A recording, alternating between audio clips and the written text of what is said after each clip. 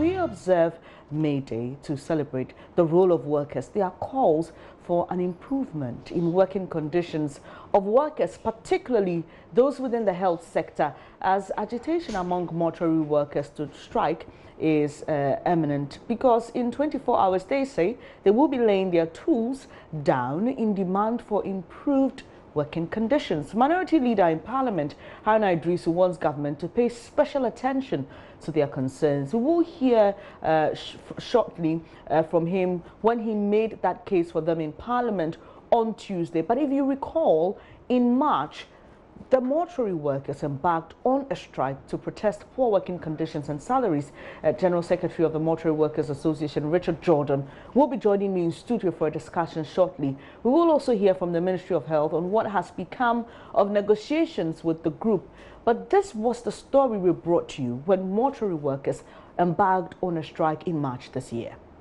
Losing a relative is one trouble, but there's another issue gnawing at the minds and hearts of family members gathered here, where to keep dead bodies before burial. Here at the Kolebu Mortuary, workers are on a strike. Families that came here to retrieve bodies of their relatives deposited here are being turned away and denied of any services. For about 3 hours, no corpse has been brought in or taken out, leaving family members distraught. Workers at public mortuaries say they will not back down on their word until government addresses their concerns. This has left many families stranded and angry. There are people who have their deceased bodies in their morgue, and those who are coming who have even made programs to collect them for funeral at the end of the week or during the strike time cannot take them because the people who are going to work on it are on strike. So it's not easy to get your body. The rare one following me is in the morgue this morning, and I've come and there's no one ready to attend to me. So it's a worrying. Very, very worrying. I was here around 6. This strike in the mortuary is very bad. Madam, could you mind that? So obi wu ewo Kolebu and answer rich na udin bar ube returning from their coffee. I mean, how do you think about it? How's your family being affected? Have you taken your body away? No, we cannot take our body because they said that we should go back because the workers are on strike. So if they are on strike, and we fix a date to bury our brother, so how are we going to do about this thing? It's a disgrace to us. Hearse companies are also feeling the pinch. They complain that the strike is also badly hurting their businesses. John Mensah works with the Royal Hearse Services. Because if this happens, it will affect us. How is it affecting you?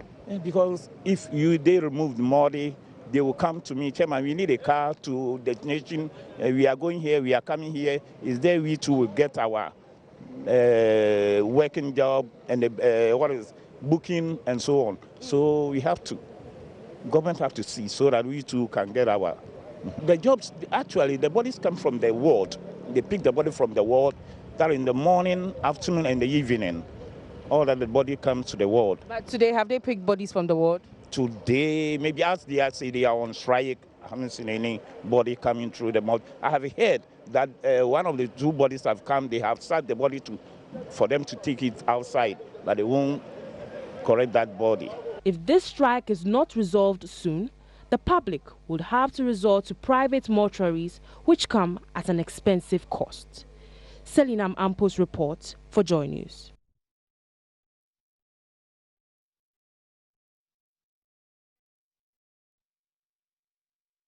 So that was in March this year.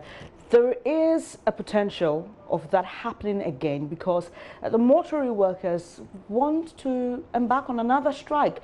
General Secretary of the Association, Richard Jordan, joins me in studio. Now, before we begin the discussions, though, let's hear from the Minority Leader, Haruna Idrisu, who wants government to pay attention to the concerns raised by the mortuary workers. Health safety bill, which provides good working environment for workers, have not been passed. Occupational health and safety bill is sitting somewhere, and you say you are dedicating and solidarizing with workers. The best you can do for them is to get the occupational health and safety bill also passed. But Mr. Speaker, I think we should thank them for the peace in the country, the sanity in our labor environment. They've been very, very cooperative. In fact, between 2014, 2015, 2016, I had my best experience as Minister of Employment, working with them and trying to understand some of the issues. Mr. Speaker, I will end on a note which will raise a sense of humor. One day, I was passing through Kolebu Mortuary when mortuary men threatened to embark on strike action. And Mr. Speaker, mortuary men, when they go on strike, is bad. What they do, they allow bodies to decompose on the floors. So I went in to intervene to help them manage it. So one of the workers, without even thinking that I could understand Tree, said that I'm sorry, I won't use those words, Mr. Speaker. You are now. You think you cannot, Mr. Speaker? I won't use that word on myself. Then, Mr. Speaker, I'm ending on that note. The man then took his hand into his pocket and brought his pay slip and said, "Oh, Haruna, Ebola body I carry, AIDS body I carry. Look at my pay." It was to draw my attention to his plight as a poor worker. The Speaker, we need to do something about it, including the Ghana Medical Association workers who want improved conditions of service. We've seen trend. And Mr. Speaker, arguably, even the parliamentary service that you are seeking to improve with revised conditions of service, we have to make it an essential service provider so that tomorrow they too will not say they are going on strike and we can approve budget and then the nation will be in crisis. To the medical and health workers, even as we appeal to them, they have seen some letters from the GMA issuing threat. Government must do well to implement the codified conditions of service and what they agree with them. So to our workers, we say, Aigo. Well, let's delve deeper into this issue of mortuary workers demanding some proper working conditions, or they will strike. The group's General Secretary, Richard Kofi Jordan, is with me in studio. Thank you so much. And first of congratulations. I can see you in your May Day shirt. Exactly the point.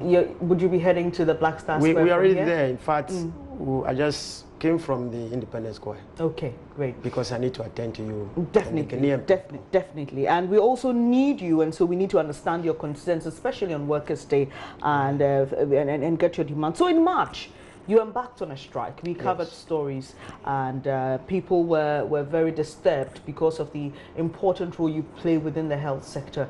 And you called off that strike because the National Labour Commission gave a ruling, we understand, and asked you to go into a meeting with the Fair Wages and Salaries Commission. Why are you hinting of another strike? Hasn't that happened yet? Yes, I mean, when the ruling came, we had a date with Fair Wages giving us 19th and 20th to negotiate. Now, subsequently, the event turned around. They started dragging their feet. When you say 19th? Yes. Of which month, please? Of March. Okay. The ruling was done on the 7th of March, where we have to suspend the strike. Now, that same day, we had a meeting with the Honorable Minister of Employment and Labor, and invited all the parties to that meeting. Now, the Fair Wages was tasked to tell us a date where this negotiation will have to take place. And they gave us 19th and 20th of March, in which then would have completed all negotiations. But the event started changing in a way. So we suspected that there is something pulling down. There's a foul play. And then consistently, you see that one communication here, another inconsistency in the communication, 10 of events. So there's a need for us to press on that negotiation. They should implement that very ruling of National Labour Commission. But you have met with the Fair Wages and Salaries Commission. You met with them some 2 days ago, you say? Yes, some 2 days. That is after we declared the intention. Okay, so what is happening to your intention now? If you've met with the Fair Wages and Salaries Commission? What has happened is that when we met 2 days ago, we had a discussion. They have promised that at least they are now going to negotiate and that they are going to give us a roadmap. Okay. Yesterday, they communicated to us that Wednesday coming, they want to start the first negotiation meeting. What we expect is good faith. The idea is not to strive for Ghanaian people to suffer. It's for us to get solutions. So if they have just said it again, and you are all going to be witnesses, they are saying that Wednesday we'll start them. In fact, they wanted Monday and Tuesday. Unfortunately, some of us may not be around, so we said push it to Wednesday.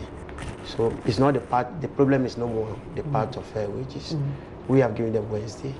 We are expecting at least by tomorrow, the arrangement tomorrow, we should have an official communication from them to look at the roadmap officially in terms of documentation. The Wednesday we meet them.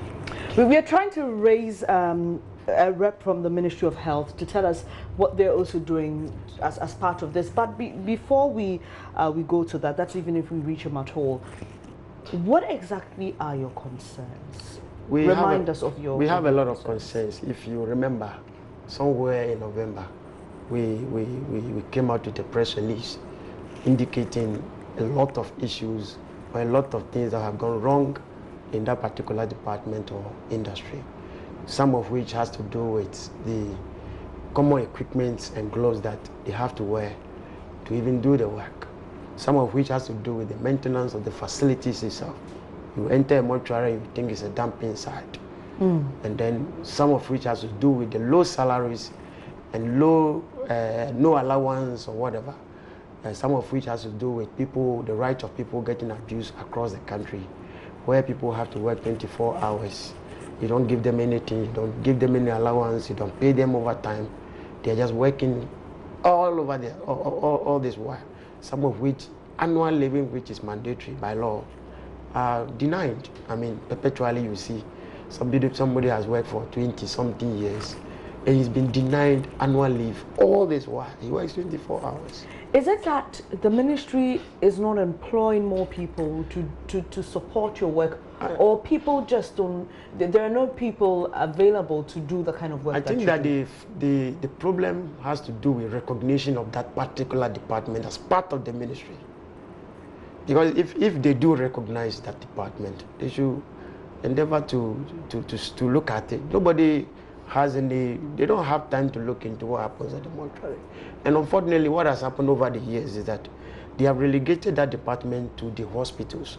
So they are in charge. So let's say Panther Hospital, the medical director, it becomes like an IGF to the various facilities. So there is no supervision. So whatever the hospital does is what happens. I mean, they take the money, they use it on other things, and they leave the facilities. Do you feel, in any way, do you feel disrespected? In fact, I mean, every Ghanaian knows that the people have been disrespected for a long time. They've actually been undermined as if they are not workers. You say the people, I'm just wondering if you're not part Yes, I mean, all the mortuary workers have been undermined for a long time. You look at even the way their clothing, like I keep talking about, they don't have a uniform, which all of them, when you go some places, you see just house dress. You walk from the house, you enter, you use the house dress, use it to work, you send it home. I mean, you can't do that. Yeah. Are you a mortuary worker yourself? Yes, I used to be. You used to be, but I'm a general secretary. Okay, you're a general secretary of the association. Yes. Do you have time to go around the country to in fact, observe since when I decided to be, in fact, I've toured the whole country, every mortuary over 6 times since 2015. I made it a point. So I understood what goes on, or understand what goes on in every facility.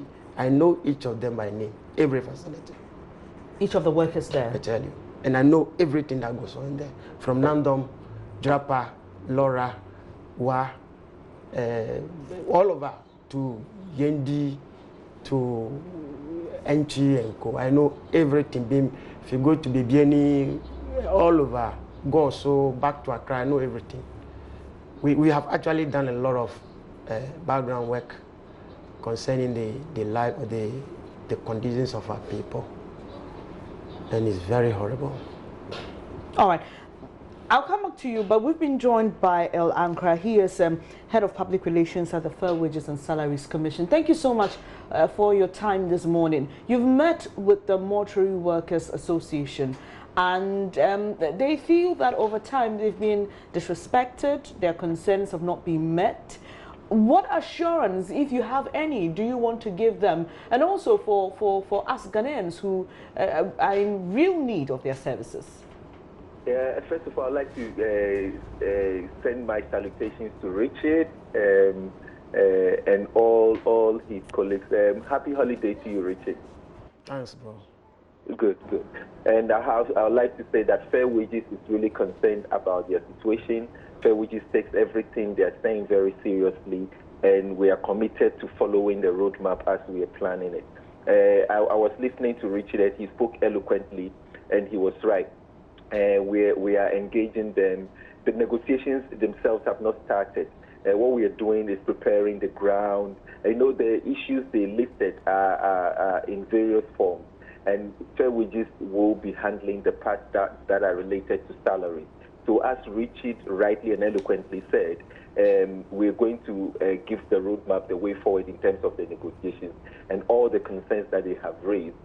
Every member of staff of Fair Wages and Salaries Commission will put their hands on deck to ensure that we resolve these issues successfully, not just for the workers the workers and Richard and his team, but for the entirety of Ghana. Have you drawn that roadmap already, or you're yet to? Yeah, normally there is a template that we use at the beginning of negotiations that everybody will have to agree on. But the point is, one party will not have to sit down to do it. We'll have to sit down with the other party. So Richard and his team will come with us, and then together we agree on the roadmap, and then we start on it. Otherwise, it will be like an imposition, which is not right, and it's not good for the spirit of negotiation. So what briefly, before you go, what should we expect? What should the mortuary workers expect? No, this is the thing. By all means, we will bring a resolution to the issue. Expect nothing but the best. The important thing is, as Richard rightly said, we are still engaging, we are still talking, and we have to sit down together around the table to bring the issue to a good settlement. One party cannot decide, and we have to hear from the other side. We all have to agree, all to the benefit and to the well-being of the workers. Permit me to ask this. I know I said yes. Finally. Do you have any timelines? The best timeline is the fastest timeline. Nobody wants anything to drag. If you could sit down in a day, in an hour, and conclude, that's the best for everyone. But one party cannot decide that. We have to sit down and look at the conduct of the situation on board. If it is something that we can conclude in a sitting, no problem. If it's something that will require some technical work, because there are different categories of staff, so you have to look into the technicalities of it. There are different issues of their job that will have to be looked into. And then with salary administration, if you touch one particular corner and you don't relate it carefully, you may distort everything. So those petty technicalities will have to be dealt with. It doesn't have to take a lot of time. The earliest possible solution is the best. Time is money, and every minute counts. So it is in our interest that we deal with this as fast as possible and to the benefit of the workers. Thank you very much for your time. El Ankra is so much. Head of Public Relations at the Fair Wages and Salaries Commission, and we've been discussing the concerns of mortuary workers, especially with their working conditions and remuneration. So let's wrap it up with you, Richard Kofi Jordan. He is the General Secretary of the Mortuary Workers Association, and he's beautifully clad in his May Day shirt, celebrating workers today. And the theme this year is focusing on pensions. Do you know if the payment structure of morticians or mortuary workers, there's any plan for your after service time? As part of the proposal that we presented to the ministry and that of which is pension, is a critical area that we're looking at. But as it stands now, do you have proper pension benefits? It's just that if you don't have pension, is based on what you earn. I mean, if your earnings is still down, your pension is still very down. That's the way it is now.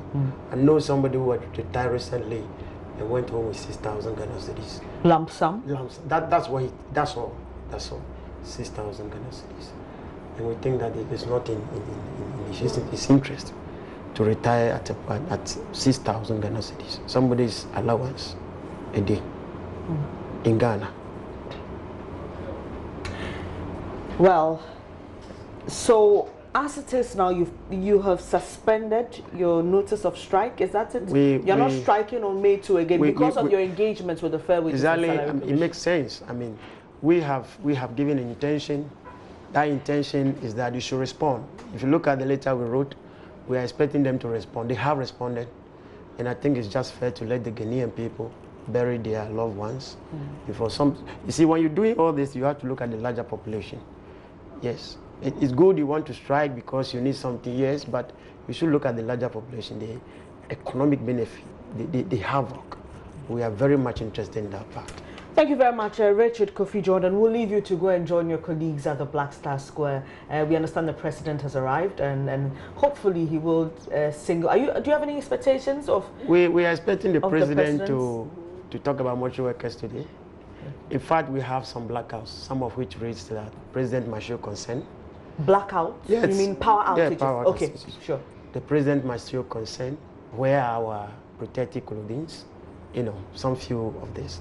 Okay. We expect that the president is listening. You know, I know that he's heard about mortuary workers. The honorable minority has raised it in parliament, and the president is aware. So we expect him to say something. Promise the mortuary workers as he always promised other workers. All right. Thank you very much, Richard. We wish you all the best. He is General Secretary of the Mortuary Workers Association here in Ghana. They are demanding proper working conditions. We will stay on the story and update you, especially on what the Fair Wages and Salaries Commission is able to come up with the mortuary workers. But let's